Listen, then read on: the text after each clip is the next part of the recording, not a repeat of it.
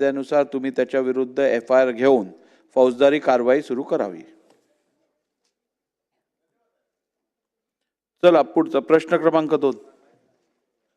प्रश्न क्रमांक 16,144.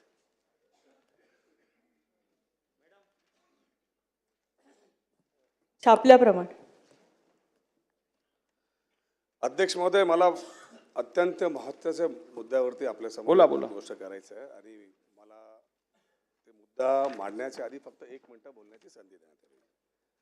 अध्यक्ष महोदय, केंद्र सरकारने RTIचा कायदा या अख्ख्या देशामध्ये लागू केला आणि त्यामध्ये निकष आणि सगळी अटी व शर्ती त्यामध्ये क्लिअर कट आले होते आणि त्या अटी व शर्तीच्या हिशोबाने प्रत्येक राज्याला, या देशामध्ये जेवढी राज्य आहेत त्या राज्यांनी तत्वतः तसं पालन करायचा आदेश दिले होते आणि तसं ते पालन होत आहे.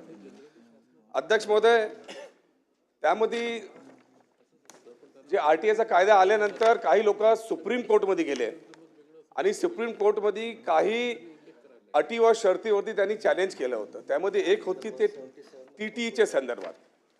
आता TTE म्हणजे काय, ते RTI मध्ये शिक्षक कसा असावा, त्याचे कसे गुणवंत असावे, त्या हिशोबाने ते टेस्ट होता साहेब. अध्यक्ष महोदय, सुप्रीम कोर्टाने त्याच्यावरती एक निकाल दिला. ते जजमेंट मी फक्त वाचून दाखवतोय. ते जजमेंटमध्ये लिहिलेलं आहे, in so far as a service teacher recruited prior to attachment to RTI Act and having more than 5 years to retire are concerned that they will be obligated to qualify the TET within 2 years from the date of order to continue in service. If any of the teacher fails to qualify the TET within the time, then we have allowed they shall have to quit service. They may be compulsory retired. म्हणजे शासनाचे शाळामध्ये शिकवत असणारी 10-10, 15-15 वर्षाची शिक्षकांना जर हे TTEचा exam 2 वर्षाच्या आत दिला नाही तर त्यांना तिकडनं रिटायर करा कंपल्सरी, असा सुप्रीम कोर्टने असे आदेश दिले होते. त्याच्यानंतर अध्यक्ष महोदय, मी पॉलिसीवर तो मुंबई महानगरपालिकामध्ये नवीन शाळा बांधण्यासाठी कोट्याने रुपये महानगरपालिका खर्च करत आहे आणि खर्च करत असताना एक अडॉप्शन पॉलिसी काढलेली आहे मुंबई महानगरपालिकाने आणि अडॉप्शन पॉलिसीमध्ये क्लिअर कट आहे अ, ब, स आणि ड. त्यामध्ये एक तर पूर्ण त्यांना द्यायचं आहे. दुसरा जे अट आहे की ज्या शाळामध्ये शिक्षक पूर्ण आहेत, ज्या शाळामध्ये मुलं पूर्ण आहेत, त्यामध्ये काही त्यांना करता येत नाही, असे क्लिअर कट पॉलिसी आहे. आता मी मेन मुद्द्यावरती येतो. अध्यक्ष महोदय, माझ्या मतदारसंघामध्ये टाउनशिप शाळा ही खराब नादुरुस्त झालेली, तर त्याला व्यवस्थित नवीन टेंडर करून पूर्णपणे मुंबईत सर्वात मोठी शाळा तयार करण्यात आली होती आणि ती शाळा व्यवस्थित चालत होती. त्यामध्ये शिक्षकही होती, मुलंही होती आणि शिक्षक तो राहू काय ते बोला तुमचा वेळ घालवू नका, बोला. शिक्षकही होती. तर या शिक्षकांना कंपल्सरी तिकडनं काढण्यात आला. त्यांचा पे स्केल त्या शाळेमध्येच होता. तर मला फक्त हे प्रश्न विचारायचा, अतुलजी मंत्री महोदयांना उत्तर द्यायचं, त्यांना समजलं पाहिजे इश्यू काय. तिकडे बसून बोललेला बरोबर नाही. तुम्ही मध्ये बोलू नका.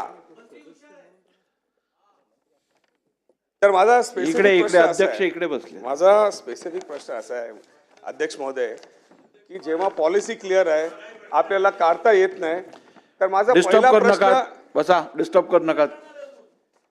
चला, माझा पहिला प्रश्न असा आहे की जे या शाळा अडॉप्शनसाठी देण्यात आलेली आहे टाउनशिपमध्ये, जेवढी त्यामध्ये शिक्षक आहेत त्यांची TTEची एक्झाम होऊन ते पास झालेत का? एक.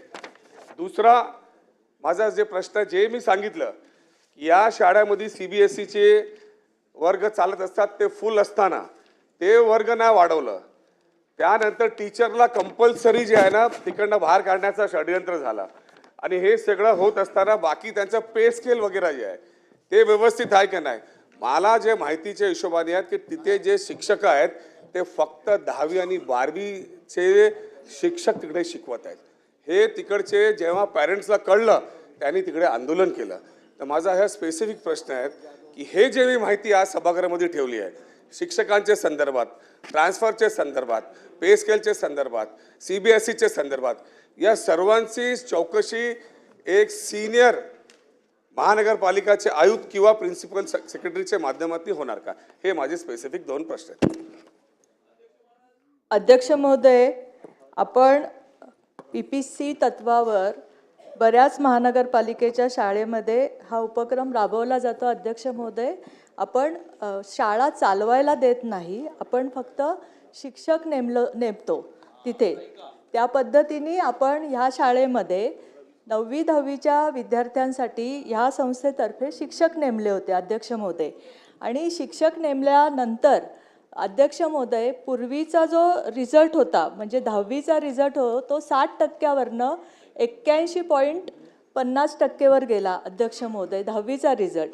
आणि ही जी संस्था आहे जी नेमलेली आहे ही पूर्णपणे कायद्यानुसार जी महानगरपालिकेच्या योजनेनुसार ती संस्थेला नेमण्यात आलेलं अध्यक्ष महोदय. आणि त्याच्यानुसार ते तिथे काम पण बऱ्याच सोयीसुविधा देत आहेत. ज्यावेळेस हे आंदोलन झालं अध्यक्ष महोदय, सदस्यांनी मुद्दा उपस्थित केला आंदोलनाचा, त्यावेळेस पालकांना गैरसमज करून देण्यात आला असेल किंवा झाला असेल की त्यावेळेस फी घेणार आहेत म्हणून. अध्यक्ष महोदय, ह्या शाळेत कुठली पण फी आकारली जात नाही, कुठलं पण शुल्क आकारलं जात नाही. त्यामुळे त्यावेळेस लोढाजी, मला वाटतं आंदोलन झालं त्यावेळेस लोढाजी तिथे त्या आंदोलनाच्या ठिकाणी गेले होते. आणि ज्यावेळेस पालकमंत्री होते आणि जे पालकांना त्यांनी सगळं व्यवस्थित समजून सांगितल्यानंतर त्यांचा गैरसमज दूर झाला. अध्यक्ष महोदय, 6वी 7वी 8वीला हे देण्याचं कारणच असं होतं की जर एवढा चांगला रिझल्ट येतोय तर त्या मुलांना आपण 6वीपासून जर चांगली शिक्षक प्रोव्हाइड केले तर आपल्याला अजून चांगला रिझल्ट मिळेल, म्हणून त्या संस्थेला ते देण्यात आलं. अध्यक्ष विचारलं त्या संदर्भात मंत्री महोदयांनी काही माहिती दिलेली. माझा स्पेसिफिक प्रश्न होता, जे कायदा केलेला आहे त्या हिशोबाने या टीचर एलिजिबल होण्यासाठी त्यांना TTEचा एक्झाम देणं गरजेचं आहे. तर त्या जे टीचर्स आहेत पहिल्यांदा तर हे शाळा देऊन आता 6 महिने झालेले आहेत, तर त्याच्यात तुम्ही का म्हणता की तिकडे आधी एक्झाम झालाय, पर्सेंटेज वाढलाय? ते शेजारीची शाळाचं तुम्ही उत्तर देता. मी स्पेसिफिक टाउनशिप शाळाबद्दल बोलत आहे, त्याचं अजूनपर्यंत काही झालेलंच नाही. तर तुम्ही चुकीची ब्रीफिंग घेऊन चुकीची माहिती देता. मॅडम, तुम्ही एक काम करा, फक्त अध्यक्ष महोदय, माझा स्पेसिफिक सदस्यांनी जो प्रश्न उपस्थित केलाय शिक्षकांविषयी तो प्राथमिक शाळेच्या शिक्षकांचा प्रश्न हा शिक्षण विभागाकडे येतो. मला जो नगरविकासचा जो प्रश्न आहे की जी महानगरपालिकेने जी योजना सुरू केली त्या शाळेमध्ये ती ठीक आहे का नाही आहे,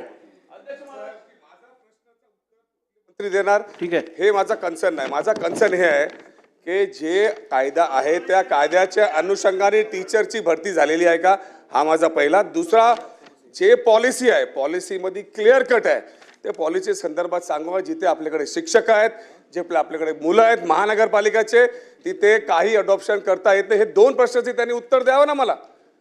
ठीक आहे, लोढा साहेब बोला. अध्यक्ष महोदय, मी या विषयावर सुरुवातीपासून इन्वॉल्ड आहे पालकमंत्रीचे म्हणून. ते जे आंदोलन झाला होता त्यावेळी मी पालकमंत्री म्हणून तिथे गेलो होतो. माननीय असलम शेख साहेबांचा जे मूल प्रश्न आहे ते मुंबई महानगरपालिकाचे शाळाचे खाजगीकरण करण्याचा शासनाने निर्णय घेतला आहे, खरे आहे का, हा त्यांचा मूल प्रश्न आहे.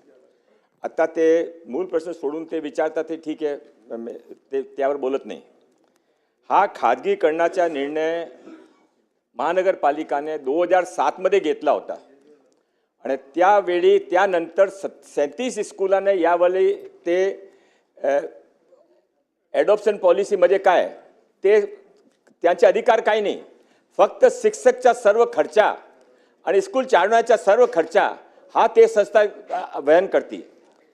माननीय अध्यक्ष महोदय, याप्रमाणे 37 स्कूलाने महानगरपालिकामध्ये प्रायव्हेट संस्थाने पुढे आले त्याने दिली. हा स्कूल पण हा जे स्कूल आहे हे पूर्वी एक फजलानी म्हणून फजलानी ट्रस्ट आहे त्याने दिलेली होती. फजलानी ट्रस्ट का जे एक नाही 6 स्कूल आहे. हा फजलानी ट्रस्टने मुलाचा शिक्षण वर्ष सुरू होता, त्यामध्ये एप्रिलमध्ये एक्झाम होता, फरवरीमध्ये लेटर लिहून पाठवला महानगरपालिकामध्ये की आम्ही या स्कूल चालवणार नाही मिड सेशन. म्हणून ते पेरेंट्स होते ते प्रयास फाउंडेशनकडे गेले. त्याने सांगितलं फजलानीने असा केला तुम्ही काय करा, फजलानीने समजा. म्हणून ते प्रयास फाउंडेशनने पत्र लिहून ते घेतला. आता माननीय अध्यक्ष महोदय, त्यानंतर काय झाला मला एक ते बोला, मला पण बोलू द्या. माननीय अध्यक्ष महोदय, अरे तुमच्या प्रश्नाबद्दल बोलतो ना. माननीय अध्यक्ष महोदय, याने फडलांनी चालतो, प्रयास चालत नाही. माननीय अध्यक्ष महोदय, तिथे मालवणीमध्ये काय चाललं सर्वांना माहिती आहे. त्यांच्या ठीक आहे, नियोजन शाळेवरती या आपण, शाळेवरती. अध्यक्ष महोदय, त्यांच्या या प्रश्नाचा हेतू काय की फडलांनी चालेल, प्रयास नको. अध्यक्ष महोदय, 2010 मध्ये तिथली एक व्यक्तिगत समाजाची पॉप्युलेशन ते 20% वर होती. आता 2024 मध्ये 37% वर आली आहे. ते कुठून आले? 100 एकर सरकारी जमीनवर कब्जा करून त्याने बसवून आला. माननीय अध्यक्ष महोदय, अरे तुम्ही ऐकून घ्या. माननीय अध्यक्ष महोदय, तुमच्या विषय जे चालला होता, तुमच्या विषय धरून होता का? ठीक आहे, लोढा साहेब बोला तुम्ही. अमीन पटेल साहेब, लोढा तुम्ही साहेब. 3 स्कूल तुमची संस्थाने दिली आहे या स्कीमवर. मी ठीक आहे. नाम सांगतो. लोढा साहेब बोला आपण. तर दिली तर त्यावर ऑब्जेक्शन नाही आहे, त्यावर त्यांचे ऑब्जेक्शन नाही आहे. माननीय अध्यक्ष महोदय, हा प्रयास फाउंडेशनचे टेकओव्हर करण्यानंतर या स्कूलचा रिझल्ट काय झाला ते बघा. बसा बसा बसा, त्यांचं बोलणं होते. बसा बसा बसा बसा बसा, आता वाढवू नकात आता. चला, लोढा साहेब बोला तुम्ही. लोढा साहेब तुम्ही बोला. लोढा साहेब बोला तुम्ही.